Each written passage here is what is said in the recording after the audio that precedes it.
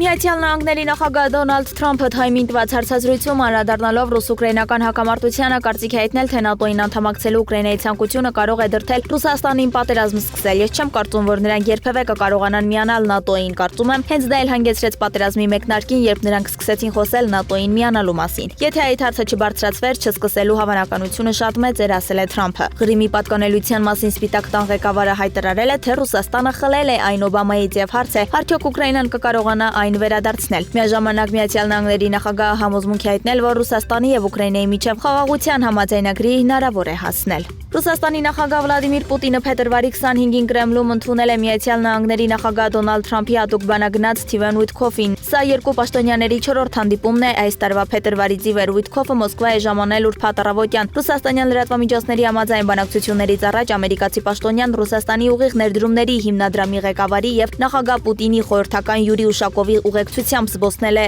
Արբատով։ Ռուս-ամերիկյան բանակցությունների հերթական փուլի նախորդին Թրամփը հայտարարել էր, որ իր վարչակազմը ձգտում է արագ հրադադարի եւ խաղաղության գործարքի Ուկրաինայում եւ այդ նպատակին հասնելու համար բանակցություններ է վարում ինչպես Մոսկվայի, այնպես էլ Կիևի հետ։ Պեկինը դեռևս խորհրդակցություններ կամ բանակցություններ չի վարել ամերիկյան կողմի հետ մաքսատուրքերի արծի շուրջ, հայտարարել է Չինաստանի արտաքին գործերի նախարարության խոսնակ Գո Ծյակունը։ Ապրիլի 24-ին Միացյալ Նահանգների նախագահ Թրամփը հայտարարել է, որ Պեկինը, որ հրաժարվել էր գործարքի շուրջ բանակցություններից, ԱՄՆ-ից պահանջելով վերացնել միակողմանի մաքսատուրքերը, այսօր իր վարչակազմի հետ բանակցություններ է վարում առևտրային հարցերի շուրջ։ Ռուսական ուժերի զանգվածային ավիահարվածները Կիևի վրա ուշադրությունը ցամաքային հարձակումներից շեղելու համար է, հայտարարել է Ուկրաինայի նախագահ Վոլոդիմիր Զելենսկին։ Նրանք ակտիվացրել են իրենց ջանքերը առաջընթաց գրանցելու համար, հատկապես երկրի արևելքում գտնվող ռազմաճակատի Պոկրովսկի հատվածում։ Սակայն այդ հարձակումները հետ են մղվել, ասել է Զելենսկին։ Կիևում ավիահարվածի հետևանքով զոհվել է առնվազն 12 մարդ, դա այս տարվա ամենալուրջ հարձակումն է Ուկրաինայի մայրաքաղաքի վրա։ Ռուսաստանի Դաշնության արտաքին հետախուզության ծառայության տնօրեն Սերգեյ Նարիշկինը տեղեկացրել է, որ Բաքվում կայացել է ռուսական եւ սիրիական հատուկ ծառայությունների ներկայացուցիչների հանդիպումը։ Անցյալ շաբաթ Բաքվում տեղի ունեցավ Աֆղանստանի վերաբերյալ խորհրդաժողով, որին մասնակցում էին Մերձավոր Արևելքի, Մեծ Եվրասիայի երկրների ղեկավարներ եւ բարձր մակարդակի ներկայացուցիչներ։ Եղել է նաեւ սիրիական հատուկ ծառայության ղեկավարներից մեկը,